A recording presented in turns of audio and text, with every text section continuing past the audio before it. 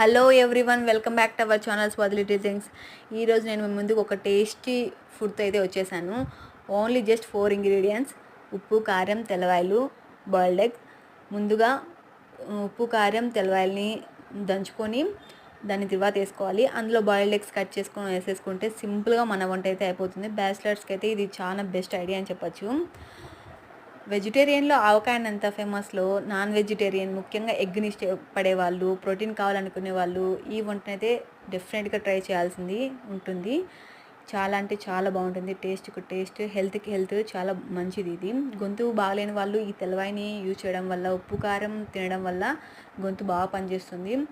Protein కూడా బాగా ఉంటుంది మన బాడీకి. వేడివేడి అన్నంలో ఇలా తెల్లవాయి ఉప్పు కారం వేసుకొని తింటే చాలా అంటే చాలా బాగుంటుంది. ఒక్కసారి ట్రై చేయండి. ట్రై చేసి నాకు కామెంట్ చేయండి ఎలా ఉందో. అలాగే మన ఛానల్ని సబ్స్క్రైబ్ చేయండి. Thank you for watching.